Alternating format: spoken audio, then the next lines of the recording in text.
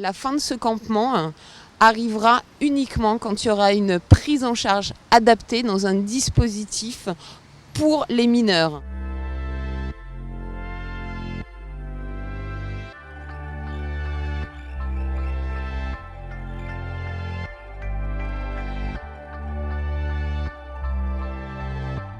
La situation administrative et juridique de ces jeunes, de fait, ils sont dans un flou total quant à savoir qui ils sont. D'ailleurs, on les appelle les ninis. Pendant la crise du Covid, on les a intitulés les incasables parce qu'ils ne sont ni du côté de l'aide sociale à l'enfance, ni du côté des adultes. À l'heure actuelle, il n'y a rien qui est prévu pour ces jeunes en recours, donc ils sont absolument abandonnés à la rue, juste laissés à la rue jusqu'à la fin de leur jugement, sachant qu'il y a un jugement, on peut attendre pendant un recours entre 6 et 18 mois.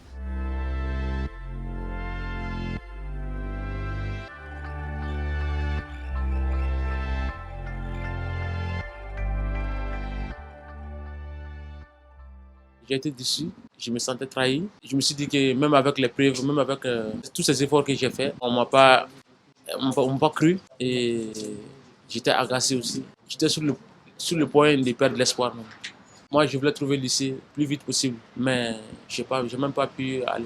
La France a signé la Convention internationale des droits de l'enfant où elle s'engage quand même à protéger les mineurs, quels qu'ils soient, quelle que soit leur nationalité. Et en ne considérant pas tous ces jeunes comme des mineurs, on peut dire clairement qu'elle bafoue ses obligations par rapport à ces mineurs isolés étrangers. Donc on suit un nombre plus réduit mais quand même important de jeunes filles mineures en recours.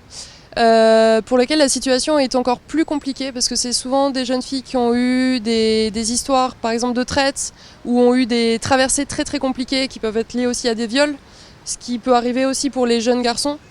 Et pour ces jeunes filles du coup, le fait qu'il n'y ait pas de prise en charge, notamment pendant le recours, ça les expose aussi à des récupérations par des réseaux.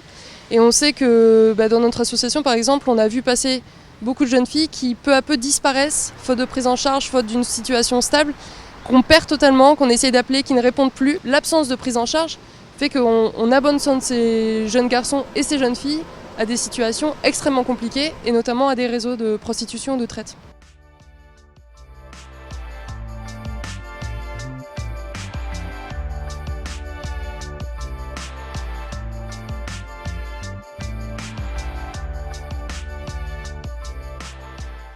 Il va y avoir du coup comme à Paris une évaluation qui est faite en une trentaine de minutes totalement sommaire, totalement réduite et où on va dire qu'un jeune est majeur parce que sa posture montre une certaine maturité ou parce que les réponses qu'il donne aux questions ne sont pas claires. Dans un département, il va y avoir une vraie évaluation sur plusieurs semaines, on va l'observer dans un hébergement, etc. Un département qui a, comme à Paris, plus de 75% de refus de minorité, un jeune qui a été évalué là ne pourrait pas être évalué autre part. Avec ce type de décret, il montre notamment qu'il considère ces jeunes avant tout comme des migrants à réguler, à surveiller, plutôt comme des enfants. Comme des enfants à protéger, à aider et à encadrer, à scolariser, tout ce que devrait pouvoir faire un enfant. Est-ce que tu voudrais un peu? Ouais.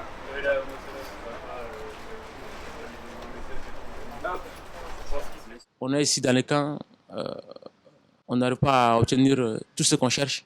On sent qu'on ne nous entend pas et le message dont on veut lancer ne fait pas trop de bruit. On est là, il n'y a rien qui bouge. On est dans la rue, on vit dans la peur, on se sent isolé. Ouais, on n'a même pas tout ce qu'il nous faut. Il est temps que, je sais pas, que l'État, que les pouvoirs publics viennent sur le campement, passent un peu de temps avec ces jeunes pour se rendre compte que finalement, quand on passe quelques heures avec eux, quand on vit avec eux, on a assez peu de doutes sur le fait qu'ils sont jeunes, vulnérables avant tout. Et il est grand temps que la France prenne ses responsabilités sur les mineurs, prenne ses responsabilités sur des jeunes vulnérables et fasse en sorte qu'elles deviennent accueillantes, solidaires et prennent ses responsabilités dans l'accueil des migrants et des MNA en particulier.